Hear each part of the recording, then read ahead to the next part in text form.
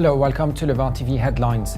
The top US envoy says Iraqi troops would begin a major ground offensive against the Islamic State group in the coming weeks as a suicide bomber killed 14 people in Baghdad.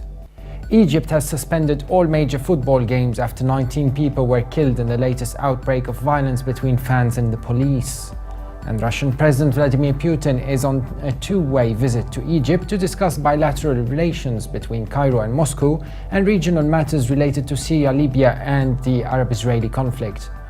Kremlin says that President Putin will not tolerate any ultimatums over Ukraine after a report said Germany had given him until Wednesday to agree a peace plan or face new sanctions.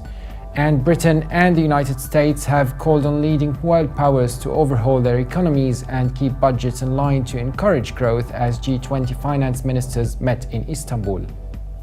Now let's have a look at top headlines in today's newspapers in the Middle East. From Lebanon, the Daily Sali is reporting that a US Marine who vanished from a base in Iraq and later wound up in Lebanon is set to face trial more than a decade after the puzzling case began. The paper also reports that MP Nawaf Moussawi says Hezbollah has helped transform Lebanon from a country which took pride in its tourism and business sectors to one whose citizens celebrate dignity in resistance. The Egypt Independent leads reporting that Al-Ahli football team director Juan Carlos Garrido expressed deep sorrow for what happened at the Air Defense Stadium during a match between Zamalek and the ENPPI on Sunday evening, saying it was a new massacre. The paper also reports that a Libyan delegation from Tobruk, headed by Libyan Chief of Army Staff Abdelrazak al-Nazuri, has arrived for a two-day visit to Egypt where he will meet with senior officials to discuss the latest developments in his country.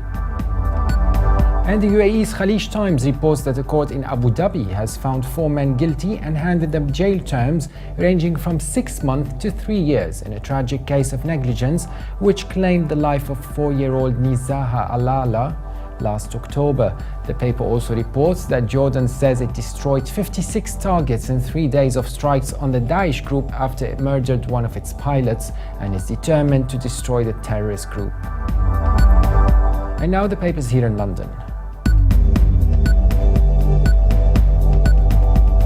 The Independent leads a news reporting that the head of the Jordanian Air Force, General Mansour al-Jbour, has claimed that airstrikes have degraded ISIS capabilities by 20% after bombing efforts against the group were recently intensified, adding that Jordan has carried out nearly a fifth of the sorties of the US-led coalition against ISIS in Syria to date.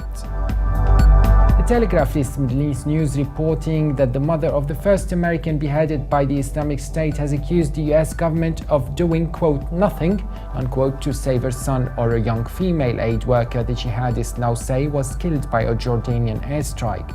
Diane Foley, whose son James Foley was the first of 3 Americans murdered in front of ISIL's cameras, said the White House had failed her son and Kayla Mueller, the last known US hostage held by the group. Also from the UK, The Guardian reports that Egyptian officials have announced unexpectedly that the colleagues of the freed Australian journalist Peter Grest will face a new trial on Thursday, dashing hopes that at least one of them would follow him to freedom sooner. Grest's Canadian colleague Mohammed Fahmy was expected to be deported home to Toronto in the days after Grest's release, but Fahmy's hopes have now been dashed by the sudden announcement of the resumption of legal proceedings against him and Bahir Mohammed. Look at international papers. In the Global Times news section on the Middle East, Iran's supreme leader says he would rather see talks with world powers over Tehran's nuclear program fail than reach a bad deal, as both sides spoke out against extending the negotiations.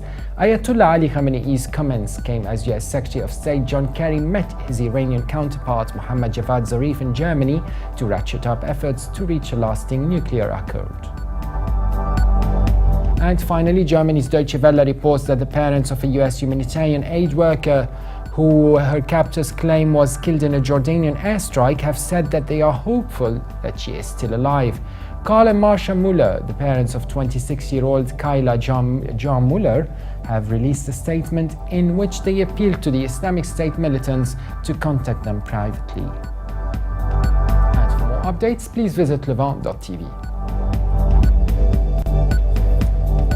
Thanks for watching. Be sure to join us again tomorrow, and bye for now.